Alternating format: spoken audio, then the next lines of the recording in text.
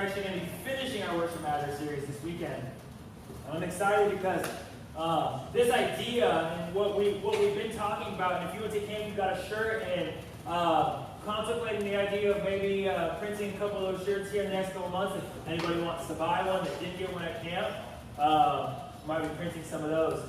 But the reason that we made this shirt, the reason that you got it if you went to camp, the reason that you got it when you went was, this is our emphasis for this year. And last year we did breaking bread, and we started to do the what's for lunch things, and we'd go out to lunch, and it wasn't super consistent, but we were trying to start it, and we're hoping that we'll continue to be able to do that as we move on from here. And we started taking communion here, and so next month we're going to be keeping that back off, but we're taking communion monthly. And this idea of breaking bread, it was an emphasis for last school year that we were starting to bring into our ministry as a whole. And this year, our emphasis is on worship, and that worship matters because of many different reasons, one of which of what Luke talked about when he taught, that we all worship. We all were made to worship, and regardless of whether we think we are or we aren't, we are worship. You worship something. You live for something. And there's a lot of things in our life that are really, really good. And today what we're going to talk about is how through being thankful to God, we are worshiping Him. Our thankfulness is an act of worship. Right? And so often when we think about worship, we think about singing or songs. But worship is everything that we do. It's how we choose to live life. It's everything out of every moment, every thought, every action that we do and that we take each and every day is part of worship. It's not just singing. So thankfulness is a huge part of that. So I have a couple pictures up here. The first one is me and my awesome wife. I'm very thankful for her. She actually bought me this picture frame, I'm pretty sure. And the funny story with this is she bought it for me, and it didn't get a picture put in it for like 3 or 4 months. It sat in the drawer of my desk. And I finally got a picture on it, and I put it on my desk. And then we our office moved into that room. And because we moved, and I didn't want to unpack everything because I didn't know when we were moving to our permanent office, I never unpacked it. So it was on my desk for probably 3 weeks, and then it sat in the same drawer that it sat in for the first 3 months for like another 2 months. Then we moved to this office, and it sat on my desk, and within the first week, I knocked it off my desk 4 times, and I actually broke the glass. So I didn't ever tell her this, I went to Michael's and found a frame that was the same size, so I could get new glass put in it. But anyways, I just love this picture now, and it sits on my bookcase, because I don't want to break it again or lose it. So I am very thankful for my wife. That's one thing that I'm super thankful for. Another one is, hopefully it doesn't break again. I will.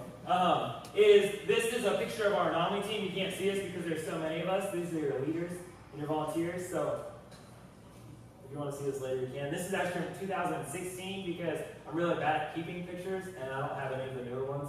They've been given to me, and they are somewhere.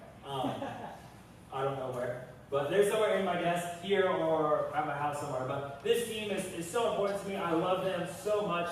And there are people that are in my life that I'm super thankful for. Because not only are they good friends, but they are there for me when I need help. They're there when I'm there. Right? And they help me and love me for who I am, even when I'm broken, even when I'm angry or tired or whatever. They love me regardless, and that's a good thing to be thankful for. Those are good friendships. And it's very good to be thankful and appreciative for what those people do for you. However, if you start to value them and who they are, or whatever it might be, more than God, you and your thankfulness for that object start to worship it over worshiping God. I love my wife and I'm thankful for her, but she would make a very bad God. She would never be able to be there all the time, right? She has a lot of things that she does. She works, she goes to school. So if she was God and I was always trying to talk to her, she wouldn't be able to do it. Or your friends, your best friends. They are really good to you. They love you. They care about you. They can't always be there, right? They might have school, or they might have sports, or whatever it might be. And you can be thankful for their friendship, but you can't elevate them to a point of God, because if you worship them instead of God, you will be let down. You're going to be let down. I love Kickstarts. How many people like Kickstart? Or Red Bull, or any of that? You shouldn't drink it. It's bad for you. It's bad for me too. But I drink it. And here's the funny part about these things is that lots of times, I don't get as much with Kickstarter, but how many people drink Monster or have had a Monster before? Monster is horrible, right? Like, at least with Kickstarter, I can be like, hey, it has less sugar, right? There's an excuse built into it. Monster is like taking like a big jar of sugar and just spooning it into your mouth. Like, that's what Monster is for you, right? It is full of sugar. And what happens is, I watched some of you have Monsters before, and you drink it, and you turn into little monsters. You're insane, right? You're freaking out, and all of a sudden you just crash. And it's hilarious at the lock-ins. Like, the lock-ins are exhausting, and us leaders, like, the only thing that gets us through are energy drinks, like caffeine and sugar, and it's so fun, like at 6 o'clock, to see the leaders that you know did prepare. Right? They didn't get sleep the night before or whatever, and they get here, and they're ready to go, and they're playing, and me and Ryan have like done this a lot, so they're like, pace yourself, bro, like, you're gonna die. And they're like, I'm good, and they're just like high energy all night, and they're like, hey, you should probably go like take 15 minutes, go take a little 30-minute nap, and they're like, I'm okay. And they're like, so much energy, and then 5 o'clock comes, and they're just like, and we're like, we got 2 more hours, let's go! And they're like, no, right? The energy drinks and everything is finally starting to wear off, and they're crashing. See, that's what it's like when we worship like these false gods. It lifts us up, and we feel like, oh, I'm good, I'm great, I'm awesome. And eventually, it peaks, and it crashes. It crumbles beneath us. And it's like getting hopped up on this energy drink. You feel great. You're putting poison into your body, poison into your life. It's bad for you, but you're like, I feel good about it. I'm okay. I'm hyped up, and I can't even think or feel anything, so it's all right. And then eventually you crash. There's this stuff called pre-workouts. Anybody heard of that? It's horrible for you. I took pre-workout one time because my buddy said, hey, try this. You'll work out better. And I was like, all right, sure. I was not smart. I worshipped his friendship more than being smart, right? So I did it. I took this pre-workout. I literally felt like I could feel my hair growing. Like it was the worst experience of my life. I was itchy. I couldn't explain it. Like everything was itchy, and I could feel my hair growing. But all of a sudden, he was like, all right, you ready? Like, you feel amped? And I was like, I don't know what I feel, but like, whatever. Like, let's go work out. And I have never worked out harder in my life, right? And I did my typical like workout with him. He was a gymnast, so like he was huge. And he already made me like feel horrible after my workouts because he would do all this ridiculous like weightlifting, and he'd make me do it with him. And I was not as big as him, so I would already leave like my arms hurt. The next day I had like T-Rex because I couldn't, like my arms were so sore. Well, we did that, and because we had taken this pre-workout, I was like, after an hour of doing that, I was like, I'm fine, let's keep going. That was the worst mistake of my life. Right? He was like, cool, let's do legs too. And I was like, easy, right? We did another hour at the gym. We worked out for 2 hours straight. The next day, I wake up, and I am not kidding, I did not go to class. This was at college, I was at ASU. I was laying in my bed, and like our beds are like this, and we could see, and he like kind of looked up, and we both sat up when our alarms went off, because we had the same first class. And I said, can you feel your legs? And he said, no. And I said, I can, and it's painful. And so there's this unknown rule at ASU, like if you were below the 7th floor, you didn't take the elevators down, or you got publicly shamed, because like take the stairs, right? And we were on the 6th floor, and we like had this mental debate of like we didn't go to class, we laid in bed all day, but it was dinner time, so we had to go eat, right? We're like, do you take the stairs? We took 3 stairs. I'm not making this up. We got down 3 stairs, not 3 flights, 3 steps, and I turned around and said, bring me food back, man. I'm going back to bed. My legs hurt so bad, but I was putting this thing in my body, and I was just elevating myself. I felt so good, and eventually it crumbled and crashed around me. That's what we're doing when we worship these things. We worship things that aren't good for us. We start to build ourselves up. They make us feel good. They make us feel like we're God. And then the foundation crumbles. And we're left feeling broken and horrible. Right? And that's why we have to realize that what we are thankful for and how we worship God is so important. So we're gonna jump into our text. Colossians chapter 3. The one we've been reading. This is like our emphasis, our huge verse that we're trying to really focus in on this year. And I would encourage you, I'd love to hear you guys memorize this. Work with me and your leaders. Go up to your leader and be like, have you memorized Colossians 3, 16, and 17? And then when they say no, you could be like, me either. Let's do it together. All right? So we'll all be doing this together. I haven't had any caffeine this morning yet, just so everyone knows. Verse 16. Colossians chapter 3, verse 16. Let the word of Christ dwell in you richly, teaching and admonishing one another in all wisdom, singing psalms and hymns and spiritual songs, with thankfulness in your hearts to God. And whatever you do, in word or deed, do everything in the name of the Lord Jesus, giving thanks to God the Father through him. Giving thanks to God the Father through him. See, whatever we do, we should be doing with the expectation and the understanding that if I say I'm a Christian, people are going to look at me and say that what they do is what Christians do. I should live every moment of my life, every word that comes out of my mouth, every action I do should have the weight of, God, this is for your glory. And that's really hard to live in that reality. And we don't do it perfectly. We have to continue to go back. But the reason we struggle at this is because we fail to worship God for how great and glorious he is. We start to look at other things. We care about what other people think. We care about what other people say.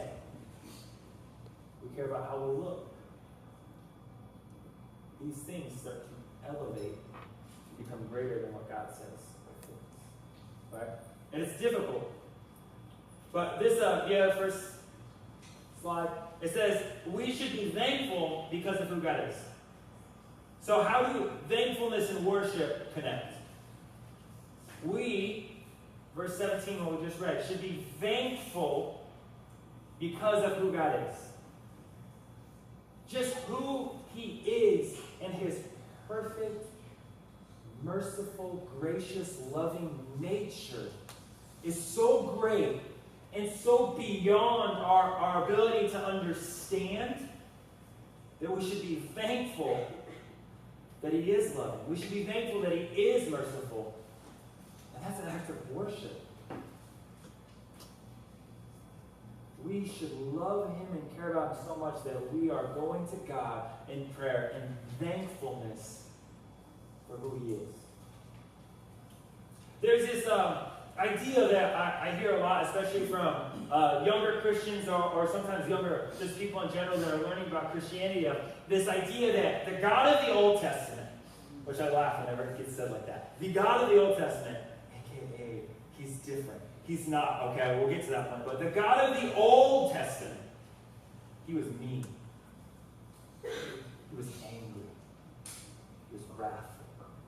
But then the God of the New Testament, as if he somehow switched into a new God. The God of the New Testament is loving and merciful and kind.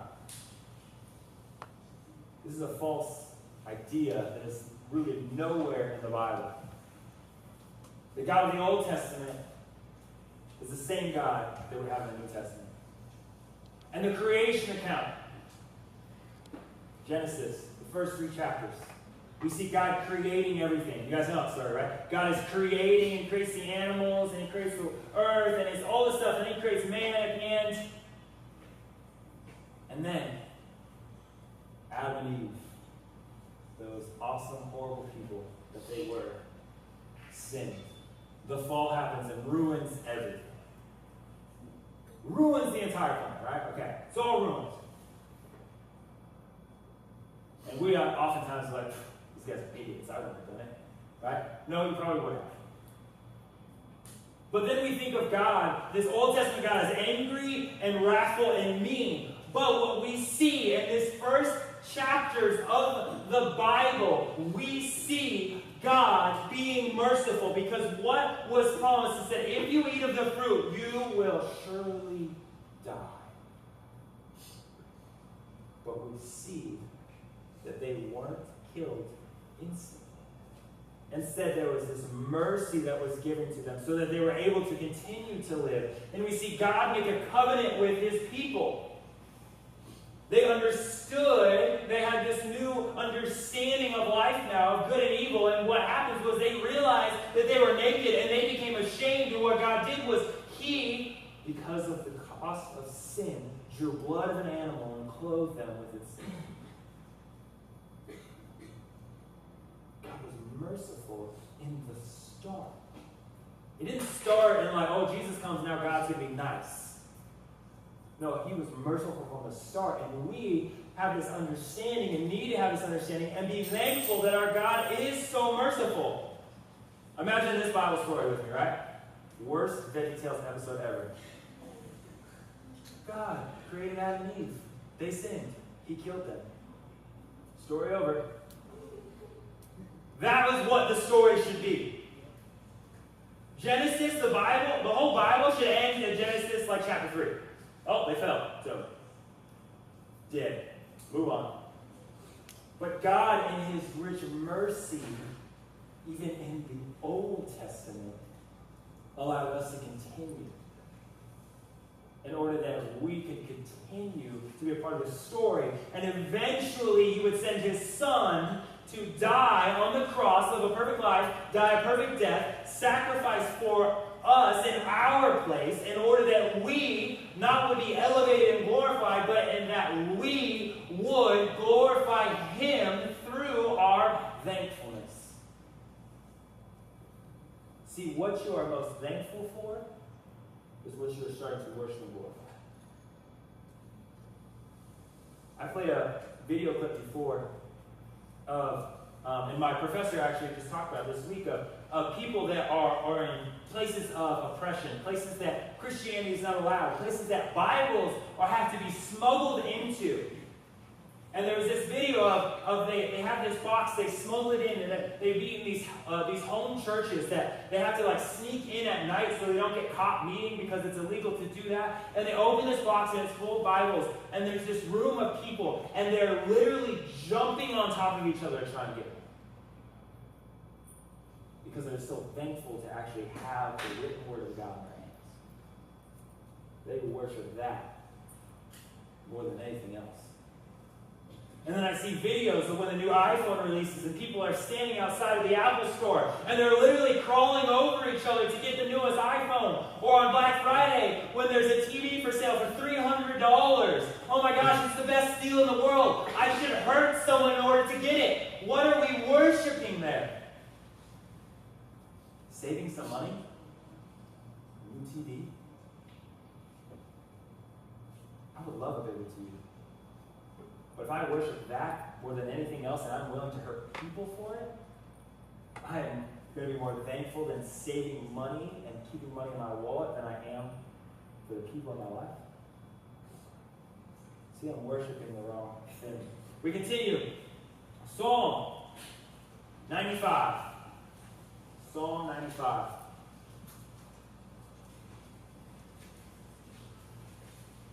Psalm 95, verse 1. We're going to read verses 1 through 3. And I love this, and this goes along with what Luke was talking about last week. But I think it connects to thankfulness in such a great way. Because here's what it says. Verse 1. Oh, come, let us sing to the Lord. Let us make a joyful noise to the rock of our salvation. This is basically, for those, how many people like have, when they sing, it sounds like a cat's dying? Anybody? Yeah? Or a whale? Yeah, that's me. This is our theme verse when we sing, okay? Remember Psalm 95:1. It says, it doesn't say make a nice noise or a beautiful noise. Joyful. So when people look at you and they're like, you're off key, you're like, yeah, but I'm joyful. So, right? We worship with a joyful noise to the rock of our salvation.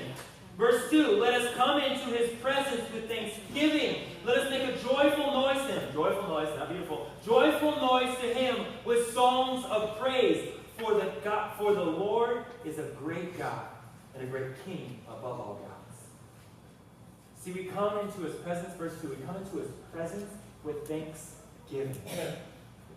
See, we, as Christians, have this beautiful thing that we get to go directly to God in prayer. We get to be in the presence of God because of what Jesus did. Old Testament, they had the Holy of Holies, which housed the presence of God. And the high priest could only go in once a year. And we talked about this before. If he did anything wrong, dead. Right? So he wore ropes with bells on it. And they basically were like, the bell stopped.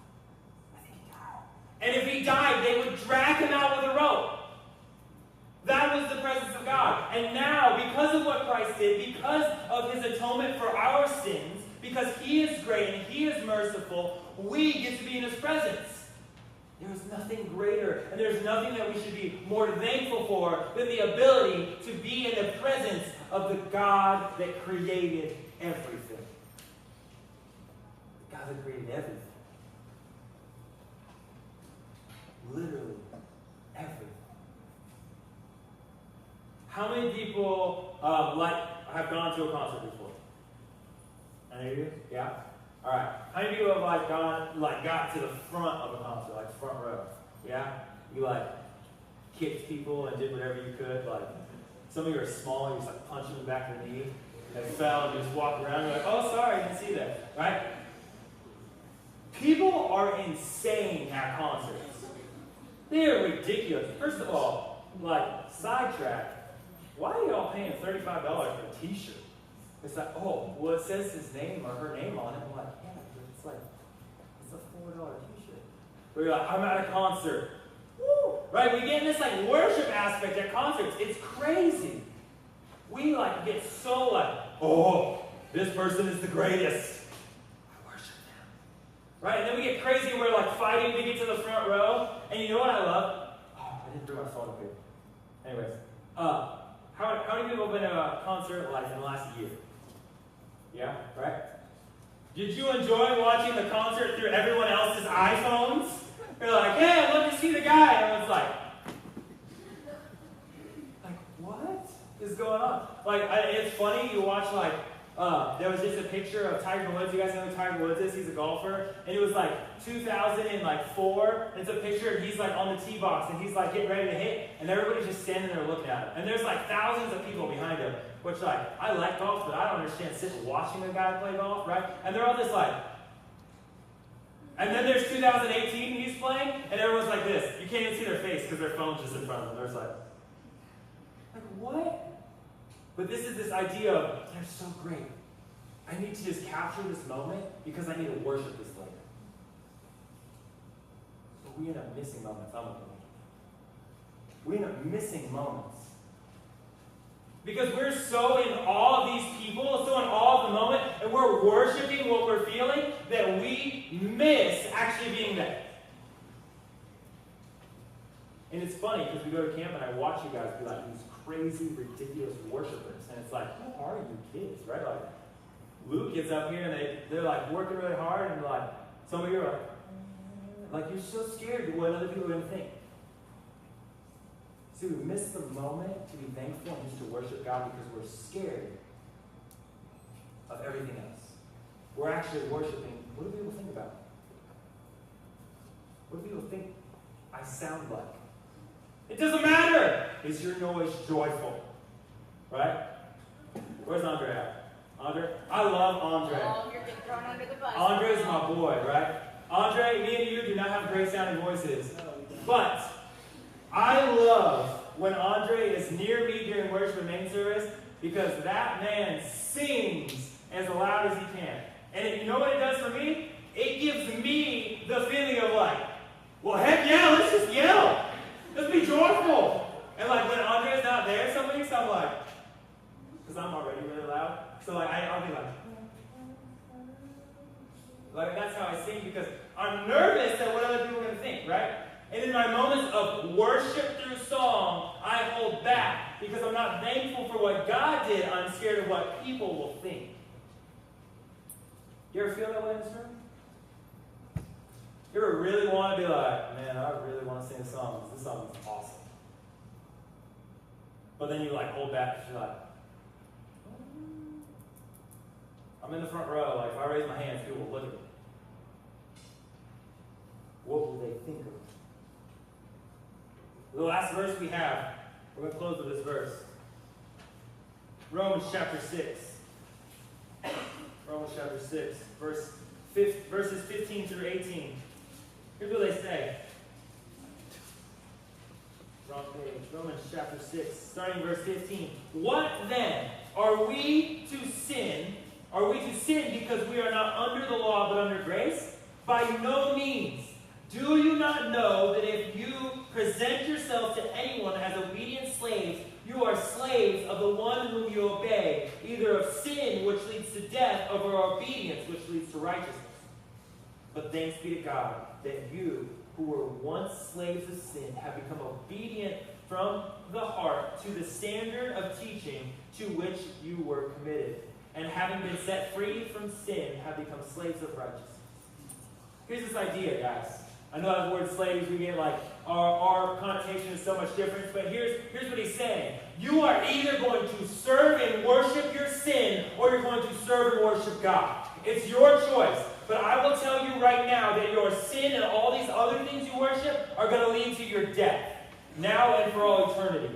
This stuff is going to lead to your death. But if you worship God and Him alone, the God that saved you, the one that made it so that you can worship Him, if you worship Him, what's in store for you is eternal life and righteousness with Him, who He is.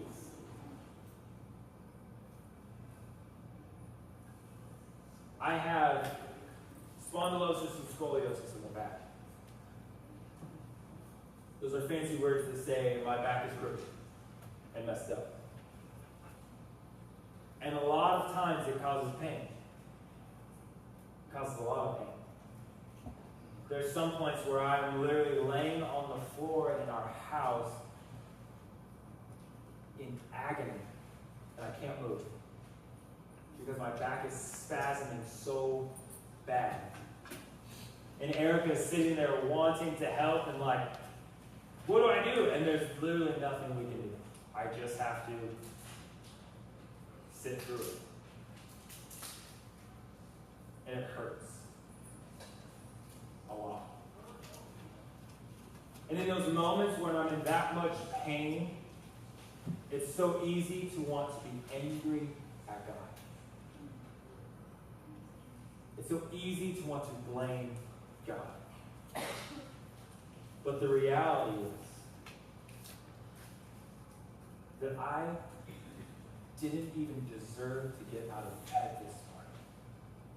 Every breath that we breathe is given to us by Him, the merciful, loving God. So the fact that we got up out of bed, the fact that I, with my bad back, got out of bed this morning, the fact that you got out of bed this morning, were able to put on clothes and get here, however you got here, and in this room this morning, is because of the very mercy of God. That's something to be thankful for. There's a lot of hurt and brokenness in this room, in this world. But we can always remember that our God is good, and He's for us, and He cares about us, and He loves us. He loves us so much. He sent His Son to die, to take our place, in order that we could spend eternity with Him. And that should stir in our hearts a thankfulness that keeps us running back to Him. Thank you, God, that I can get up today. Thank you that I have the ability to go to school. I know I joke, and a lot of you don't like school. It's a gift. It's a blessing. Thank you, God, that I have that blessing. Thank you that I have clothes. Thank you that I have people in this room, in my church, that care about me. God, thank you just for you. I want to bring you glory. I care about you. See, thankfulness is deep within us. It's hard work. I can't force you to be thankful. I can take you to camp and I can make you act like a somewhat civilized little human being. I can't force you to be thankful for what he's done. But I hope and I pray that you continue to lean into him and dig into his word and realize what he did, and that it stirs into a thankfulness for, God, thank you for just today. Thank you for this breath that I'm breathing right in this moment. Let's pray. God, I am so overwhelmed by how great and glorious and wonderful you are. So overwhelmed by the young men and young women in this room, their desire to know you and love you, God. I'm overwhelmed by the wonderful leaders and volunteers in this room that have given up and sacrificed in order to serve you and glorify you. God, I pray that you help us. You help our hard hearts soften in order that we can be thankful for the things that you give us, the blessings that you continue to give us each and every day, God. Help us continue to realize how great you are, how loving you are. Help us worship you through our thankfulness. We love you, and it's in your name we pray. Amen.